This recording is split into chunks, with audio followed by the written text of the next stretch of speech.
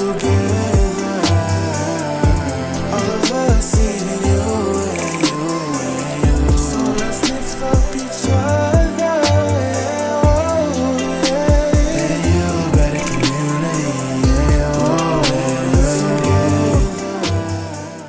been encouraged to do a podcast for a very long time, and I wouldn't do it because of alopecia.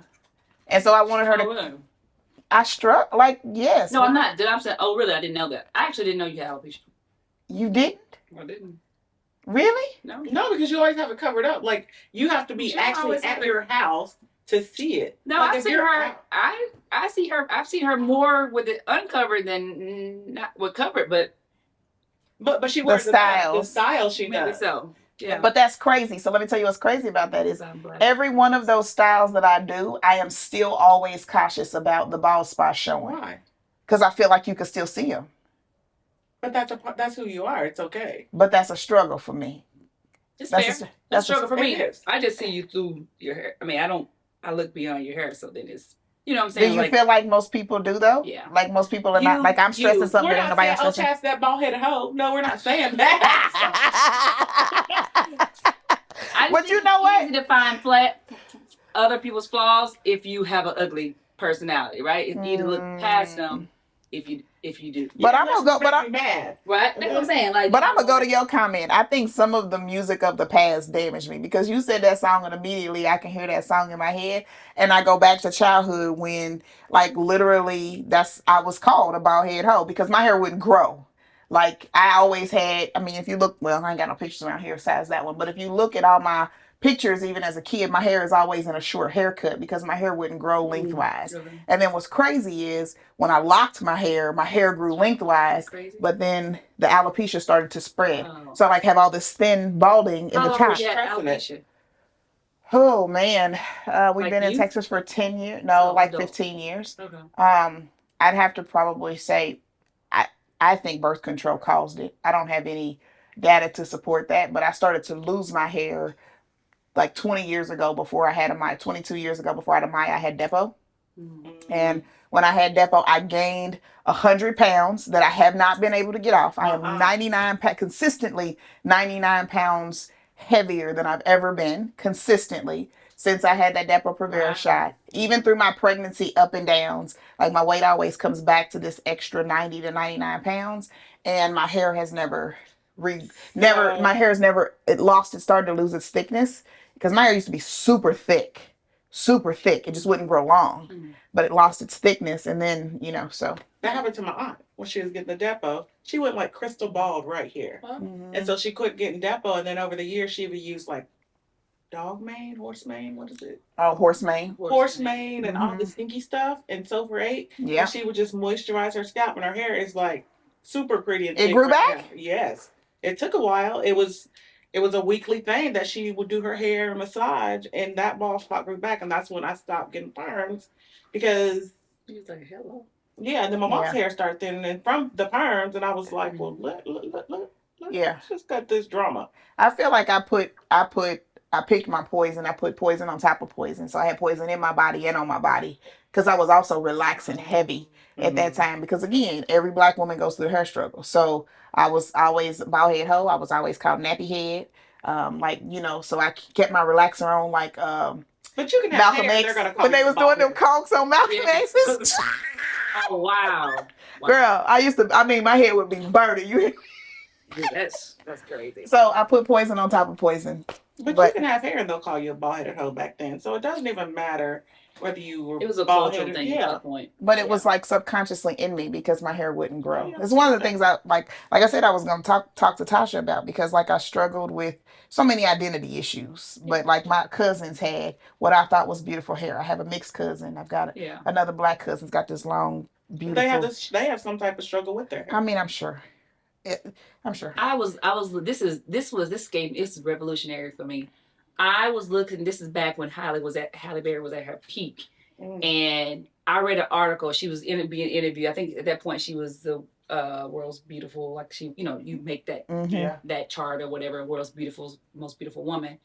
In the interview, she basically said like she struggled with identity, like so she never sees herself. I'm like, listen. Halle Berry said that? Oh yeah. Halle Berry struggles with that.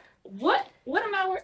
I Wow. need to stop worrying about She this. struggles with Like, a lot. like you beautiful. Clearly it's Wow. courtesy. I don't wake up like this. Like, you know, I wake up like this, but I right. Like, but there's ever. I'm not naturally beautiful, and I know that, right? You are. But, Okay, have your moment. We're not Holly Berry beautiful right. waking up. Thank you. Y'all are. Well, then you are. So then Thank if you're you. going to tell me I am, we are. We are. Okay. That being, if I'm with Abby you. said that, I was like, I literally, a weight just, I was like, oh, let me take this weight of trying to be beautiful. If you struggling with this, then I get it. so it was just I'm like, wow. My point is, Yeah. we all, like, if there is, I don't think a person that looks in the mirror that says, I'm beautiful. So you just spoke to my point. Before y'all walked in the door, I was doing an individual session on success, and Bruce asked me, like, what's something you would caution somebody about in the journey of becoming successful? And it's that marker keeps moving, right? Like if Halle Berry was my success indicator for beauty, and now she doesn't feel like she's beautiful, like there's never a way to get there. So we have to, in my opinion, like the one thing I would caution people about is like just celebrate. Like let everything be a success. I don't woke up successful, breathing successful, Bills are all paid. successful. Bills ain't paid, but the light ain't cut off Wait a yet. minute. Successful. Yeah. Because we talking about the manna provision. Like I get it. You know what I mean? Like ideally you want everything paid, but guess what? Sometimes the mark ain't met, but you still have enough for the day. That's a win for some people. That might not be a win for you, but that's a win for some people. I don't want to be in the struggle bus like that, but for the people that remain in the struggle bus to just have lights today. But they don't see that as a win, right? Because they don't know I when think the that's an light's going to be cut off. American thing. If you go to a different country, our excessive mentality We're spoiled. is crazy because that is successful in a different country. Yeah. Having food on the table, you know, having some type of income Running that's water. not super excessive. That's Yeah. that's it. Running water. Yeah. Not water. Not even warm. Right. Yeah. Just water. Clean. Yeah. It- Yeah. it- Plumbing. Yes. Oh, plumbing is a whole next Ooh. level. That's first I one. see. Yeah. Yeah. So I just yeah. think it's perspective. Yes. So I mean, I think all of it comes together for me. I guess what I'm trying to figure out is like, where did it happen for us that what we are, who we are is not enough? And whether that is in our hair journey or whether that is in our life journey, like what is it that's feeding us, that's constantly telling us that we're not enough? And that's what I would caution people against when they're on a success journey. You're always going to hear you're not enough.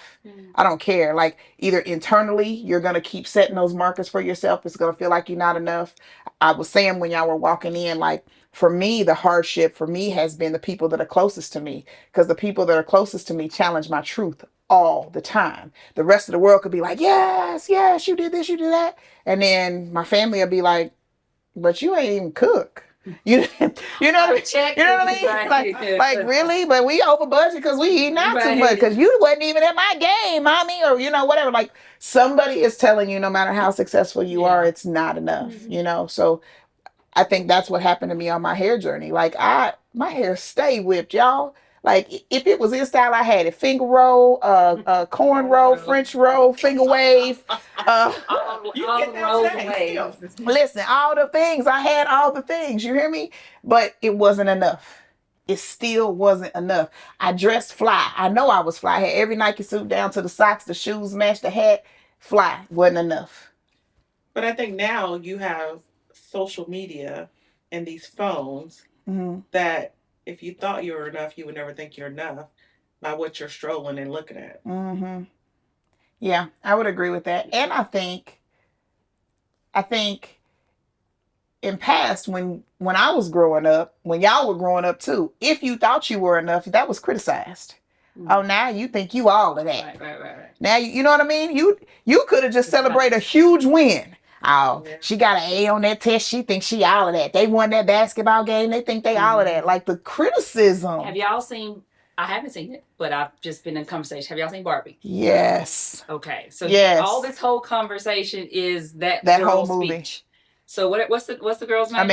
America's speech. So apparently, I need to go watch it just for the speech because maybe we go watch it together because people go without you and then you just. I know, right? Yeah. So, but she pulled out. Oh, I'm not with her. I got it. I got it now.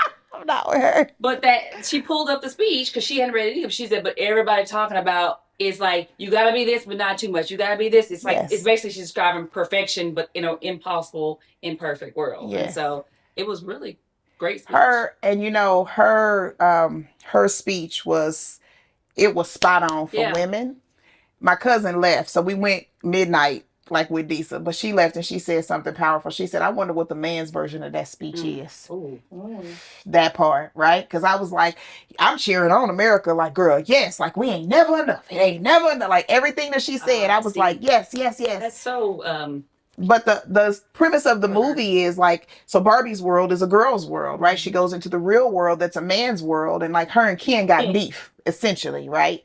So, but it did make me question, what's the male version of that? If I had to give a soliloquy, or if a man had to give a soliloquy, what's the male version of that? And I feel like, especially for our black men, y'all, they feel as inadequate, more inadequate than we ever could. Nothing is ever enough.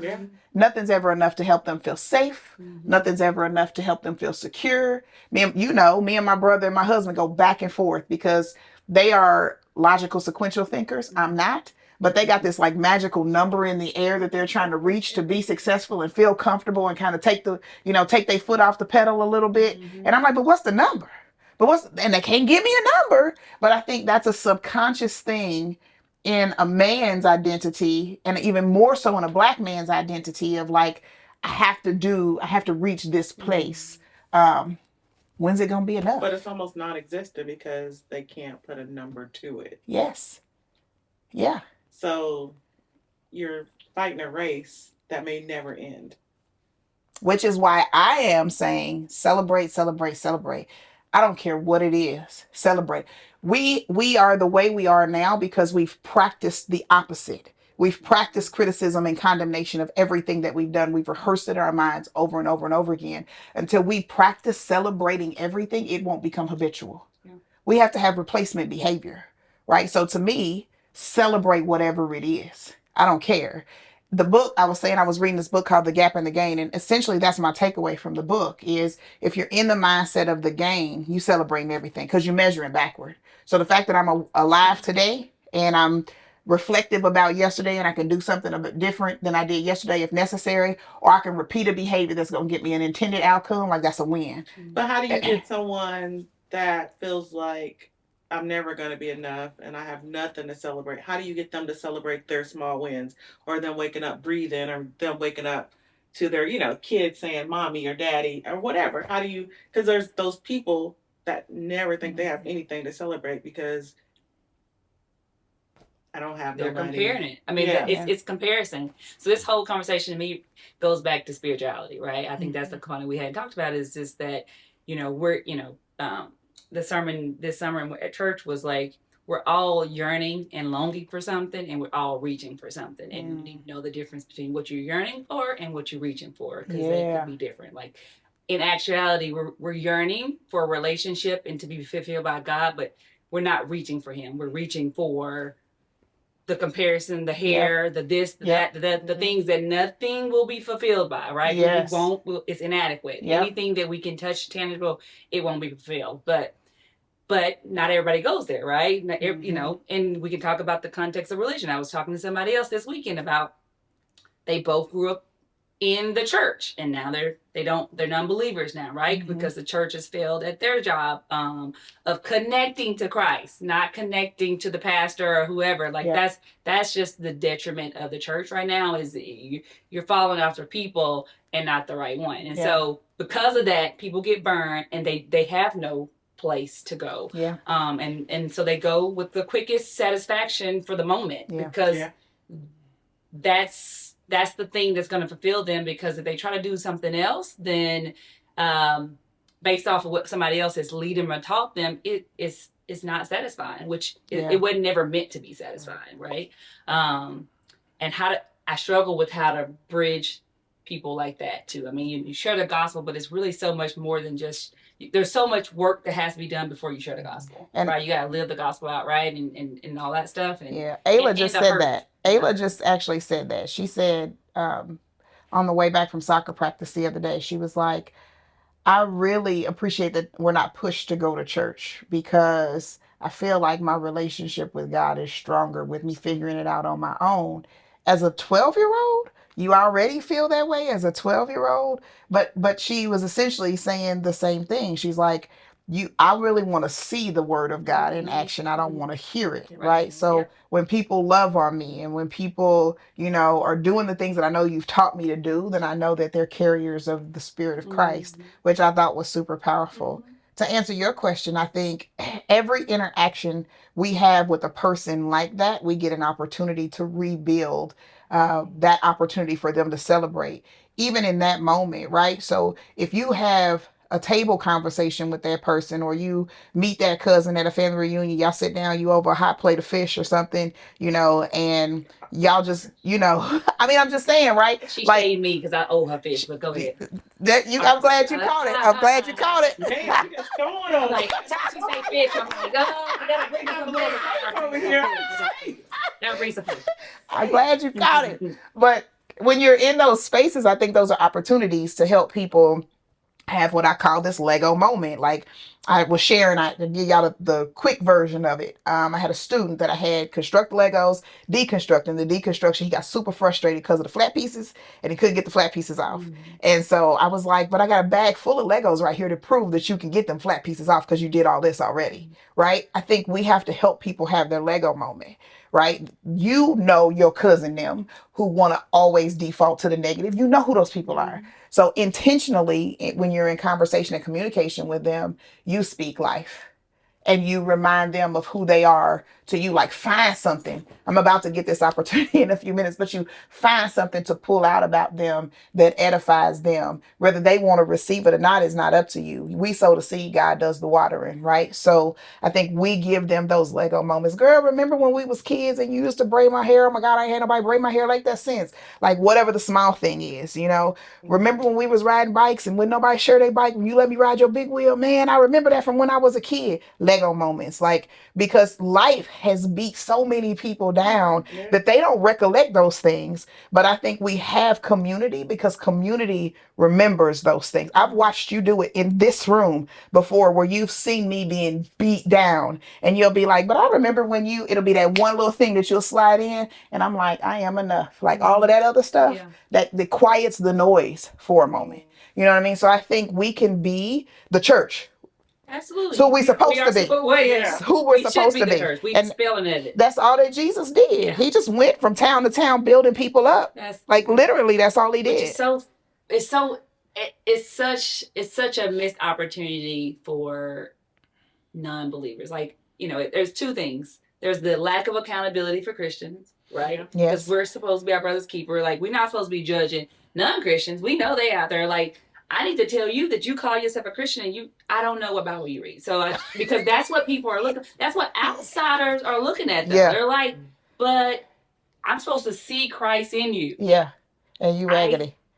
As an atheist, I know more about Christ than you are. Yeah. And so that's the conversation. It's like, I'm better than you are based off of the Jesus that you say you follow, but I don't. And then it's like the question of the Holy Spirit, right? Like you can know about Jesus and not have the Spirit in you, right? Yeah. So it's just that, and then the lack of community. Like community is so important, but people run from community because they don't want accountability. They don't want accountability. I didn't get that till like probably the last 3-4 years. Community. I don't need no talk on community.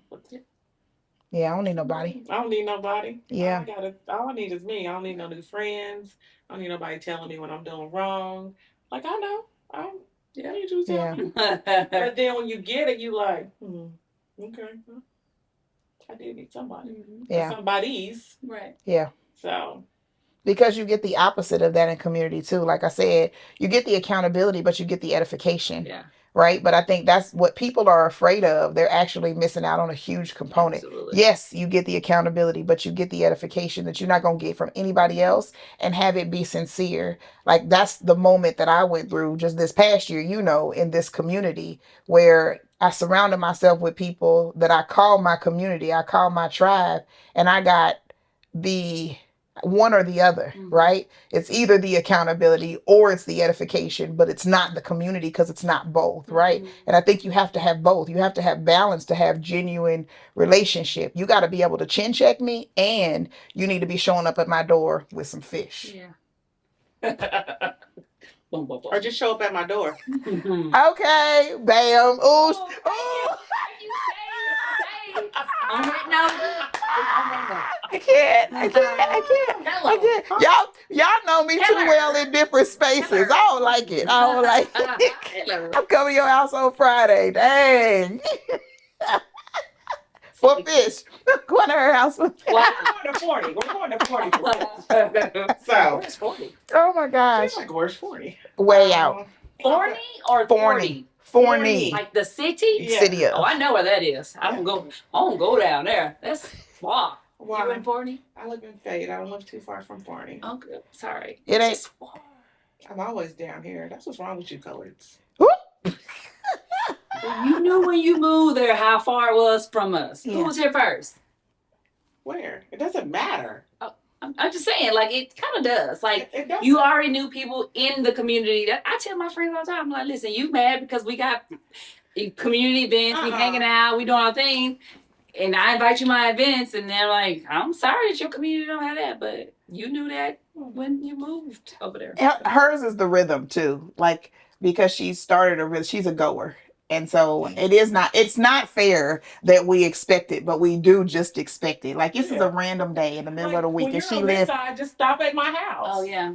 But we ain't never just on her You side. just never know. Because she still does life here. Her stores are here. Right. Her It church makes is sense. here. Her family is here. All the things are here. So, but I will show up at your I'm door. sorry. It's a reality over here. I even find time to go to Cedar Hill every once in a while just to show up. But that's your rhythm. That is who you are as a person. Oh. I'm saying that's who you are as a person. That's why people want you in their community. I Actually, do think we are a type, though, here in Plano. girl, I mean, because I don't really know why we Bridgerton. leave. It's Bridgerton. It's just Bridgerton. It's just hard. You want to be a part of the Queen's Court or not? No, I'm good. It's Bridgerton. You got to go south so you can eat good and see your people. Because your people ain't, when you're pumping your gas, sister, can I help you pump your gas? Sister, can I? You ain't getting that. Not mom. Okay, that's fair. Touche. Yeah, that's very true. Trump signs and all things up there. You getting that in Plano? No. Because why your car raggedy? That's why they in Plano. Like, you gotta go south and get, go back. Get loved on. Okay. Yeah. With your people. Them the same people that was calling me about it, ho. They got a little bit of money now. They ain't doing that. I mean, she did get a racial experience out here in Plano. Oh my gosh. By some young folks. Oh my But gosh. she can get that same experience by her own black folks. Because I'm a little racist. I can be a little racist. Not like that. You saw the video when I was walking. Like, no, not like that. Yeah, not but like that. I can be racist.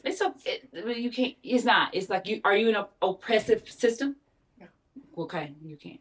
Yeah. You can be a little prejudiced.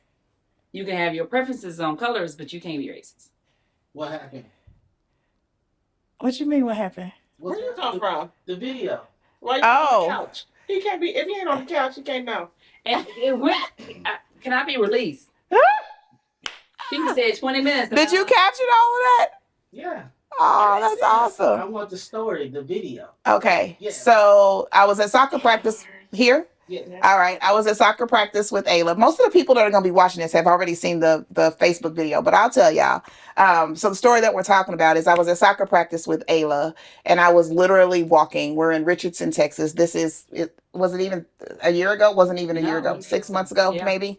And there is a Jeep full of young white men that ride up to me, boys, yes, and ride up to me and say, "You fucking nigger." And like sped right up next to me and then sped off right past me, like recently. And so it was just interesting to me because like a lot of people want to pretend like this isn't happening now, or this isn't happening to somebody that they know. And so I recorded in that moment, like all the things that I was feeling in that moment, because I was even taken aback, like, because I know me. I know who I am, and I know most of the white people that know me, right? So me, like me, a fucking nigger, me, You know what I mean? Like nobody would attach those words to me, I didn't think. But it showed me how racism really works. How The extreme. there's nobody of color that is safe. Nobody, not even me. And that I think was my Facebook story, was like, if I'm not safe, if Chastity's not safe, if the person that you know and love isn't safe, who is safe? Ain't nobody safe in this space. So that was the story. But that's the second one, actually. Because right here in our neighborhood, my dogs are going to bark. It's okay. Right here in our neighborhood, the police followed me one day. You know, I walk in the morning. Yep. And literally the police were following behind me one morning when I was walking. Everybody's going to school. This was year and a half ago. Okay. Everybody's going to school and I'm walking. And literally I had to like chase my neighbor's car down, like wave at people to let them know like that I was walking, and have somebody like wave back. And then when he saw the neighbor's car that I stopped and waved at, and I was like, hey, hey. Then he like sped past me after he had followed. How long you following? From the corner of Mission Ridge to Whiffle Tree, walking around the corner. It's slow. I mean, I'm walking slow. So it's Right, like you 4.5, 5 minutes while everybody else is going to school. So there's plenty to be watching for. That's not me. But I had on a black hoodie, Reggie's shorts. And so, but I was petrified. I mean, petrified, because I knew everybody was taking their kids to school and then people dart off. So what happens when I make my right on Whiffle Tree and ain't nobody on Whiffle You have Tree? your phone. I was petrified. You had your phone? Did not have my phone. Yeah. Wow. Did not have my phone. So there's the story. Will you grab the door for me? That's probably our next gift. Oh, so we could be released?